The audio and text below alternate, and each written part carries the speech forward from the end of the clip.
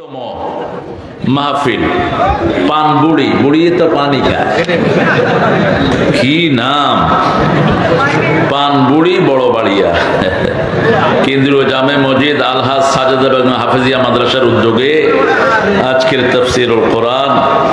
এখানে প্রধান অতিথি মোহাম্মদ আব্দুল হামিদ। কোথায় উনি? বিএনপি সভাপতি আব্দুল হামিদ কোথায়? আসে নাই তো সভাপতি বানাইছেন কেন? এটা প্রধান অতিথি বানাইছেন কেন? কোরআনের কাছে আসবা, কোরআন তোমার বাড়িতে যাবে না। কোরআনের জন্য মায়ের খেয়েছেন রাহমাতাল লিল আয়েশা, চিত হয়ে পড়ে থাকবা, তাহলে কপাল খুলে যাবে। মাওলানা শেরশাহ কে উনি?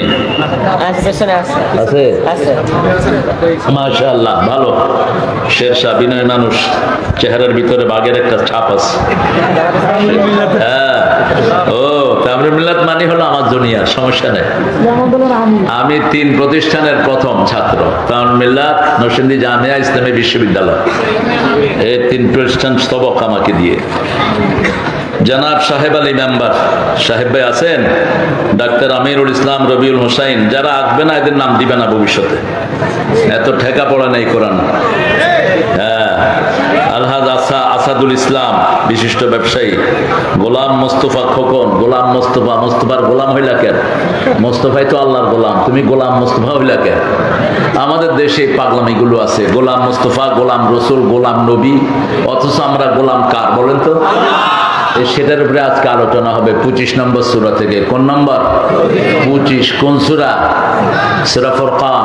কে বলছো? কোনা থেকে? আল্লাহ কবুল করুক। আব্দুল মান্নান মাস্টার, নাজিমউদ্দিন মিঠু, আর আমাদের প্রধান অতিথি, আসল প্রধান অতিথি তো নামই নেই, চিনেন তাদের প্রধান অতিথিকে? মাওলানা আজিজুর রহমান হাফিজাহুল্লাহ, দীর্ঘ 16টি বছর বিভিন্ন ভাবে নির্যাতিত হয়েছেন, একটা জায়গায় থাকতে পারেন নাই। জীবনের বহু রাত এমন ভাবে কেটেছে, বাঁচি কি মরি, ঠিক না ঠিক? আল্লাহ তার হায়াতকে দারাজ করে দেন, তার খেদমতকে আল্লাহ কবুল করেন। আমার আব্বার সাথের মানুষ, আব্বাকে পেয়েছেন অনেকবার, আব্বা খুব স্নেহ করতেন ওনাকে।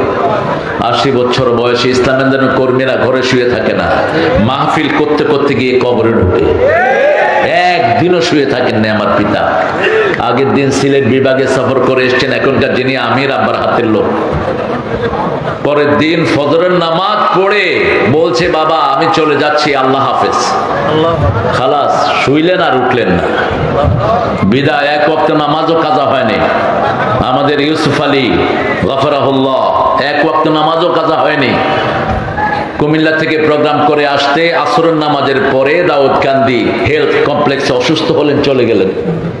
সবাই পথে, চাচা আমাকে বলছে, বাবা 72 বছর এখন বয়স, দোয়া করবেন আল্লাহ যেন চাচাকে দীর্ঘ হায়াত কোরআনের জন্য দান করেন। ইসলামী আন্দোলনের কর্মীরা বড় নির্যাতিত।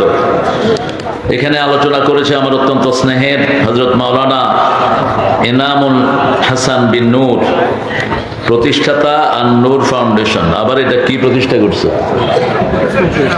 আচ্ছা, খায়ের, প্রতিষ্ঠান করাই ভালো। মাওলানা আব্দুল হাই সিদ্দিকী জিনাইদা, ধর্মীয় আলোচক, বিজয় টিভি। টিভির নাম না দিলে হয় না।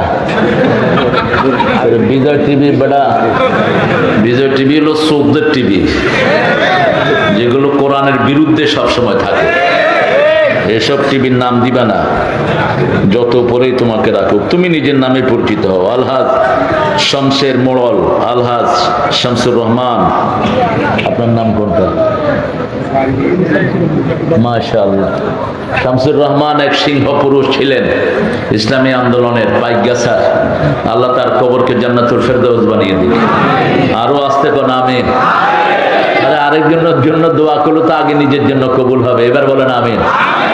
স্বার্থ আছে যেখানে, আমরা আছি। আপনি মনে করবেন না আল্লাহ আপনাকে কিছু এমনি দিয়েছেন, আল্লাহ প্রত্যেকটার পিছনে বড় নেয়ামত আছে না নাই? আপনি কারোর জন্য দোয়া করবেন, আগে দোয়াটা হুবহু আল্লাহ আপনার জন্য কবুল করবেন। এবার বলেন আমিন।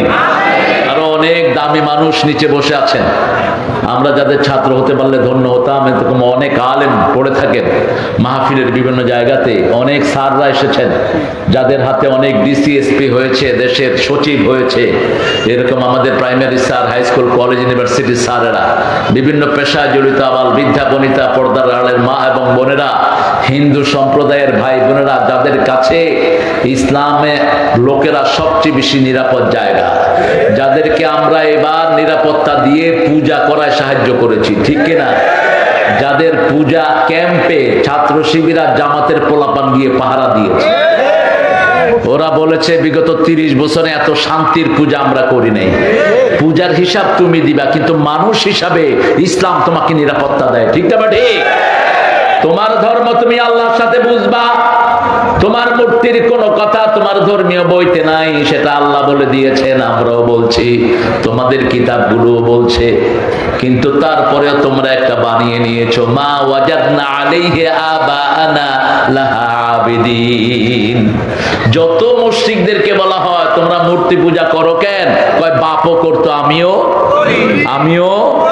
করি। কই যাও তুমি? খাওয়ার দরকার নেই, বসো।